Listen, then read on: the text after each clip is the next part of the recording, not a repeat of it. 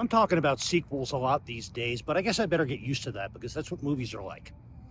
And this is a Drafthouse Diary for Thursday, August 14th, 2025, when I came out here to the Alamo at Littleton's Aspen Grove again to see Nobody 2.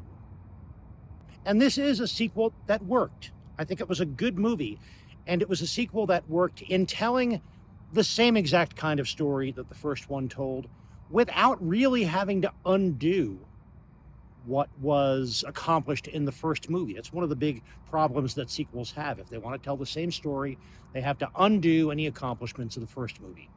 They didn't have to do that here because instead they pointed out in a very logical and believable way that the character growth we saw in the first movie wasn't complete.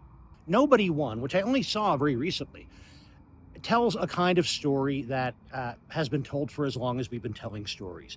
A man who appears reserved turns out to be capable of tremendous violence and gets to exhibit that in a story specifically crafted to set him up with adversaries who absolutely deserve that violence and get whatever's coming to them. This is true of Nobody. It's true of a movie like Taken. It's true of The Quiet Man in its own way. It's true of Odysseus murdering the heck out of all those rude guys who wanted to get with his wife. And Nobody did that pretty well.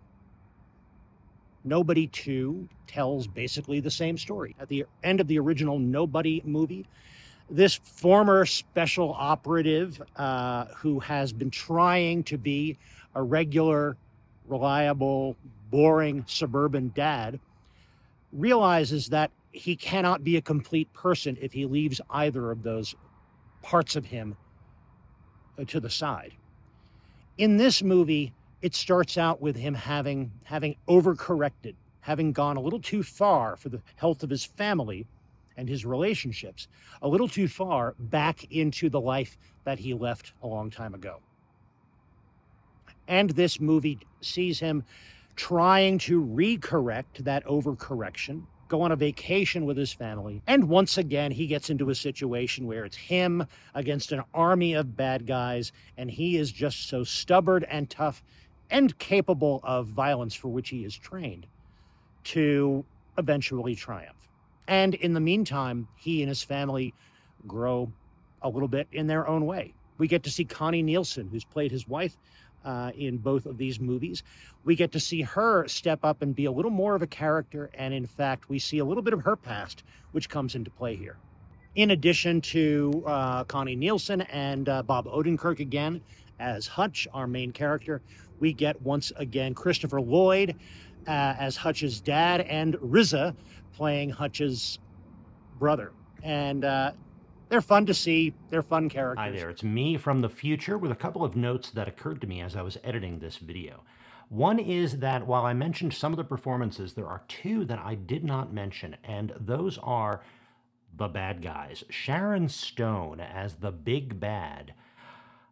She was clearly having fun with the role. She was going all out, but she didn't have a lot of great stuff to work with. It was a little bit too over the top as a character. It was a little too cartoony, even for this relatively cartoonish movie. So I wasn't really impressed with that role. Not about the performance necessarily, but more about the character.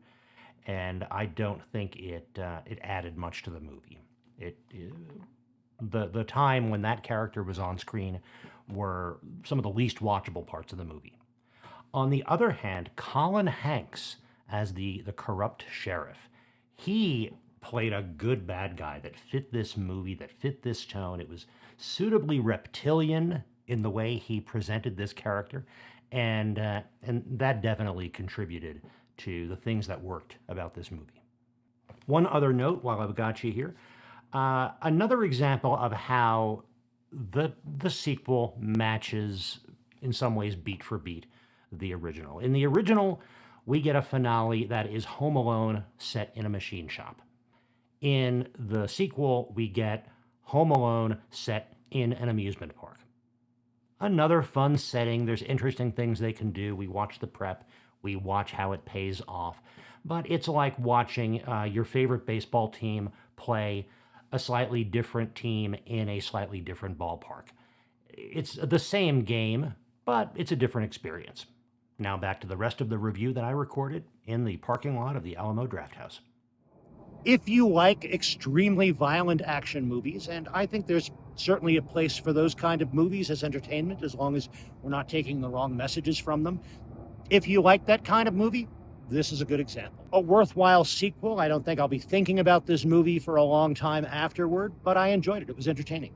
I want to tell you more about my trip to the Alamo, but first, if you're enjoying this Drafthouse Diary, please click like. And if you want more of these as they come out, please click subscribe. I record a Drafthouse Diary entry for every one of my visits to an Alamo Drafthouse anywhere in the country.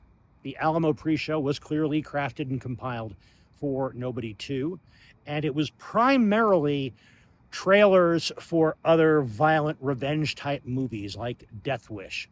Also had a trailer for a prior movie co-directed by the director of Nobody 2, whose name escapes me at the moment. That's one of the problems with doing these reviews off the top of the head in the parking lot outside the theater.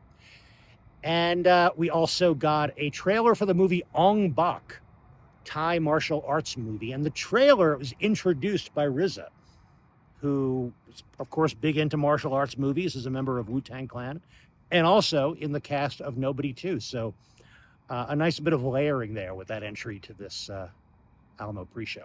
We also got a trailer for National Lampoon's Vacation, featuring the song Holiday Road. And I know that they used Holiday Road in trailers for Nobody 2. I honestly don't remember if they actually used that song in the movie. They probably did. Also, besides all those trailers, we got the really fun music video for the Go-Go's song Vacation. I didn't really get dinner here, but I got some mozzarella sticks and an iced tea, and that was all good. The service was good. The theater was comfortable. It was a good time at the movies. Thank you for joining me for this Drafthouse Diary. I will be back soon with more. In the meantime, enjoy your movies, and when you do, stay till the end of the credits.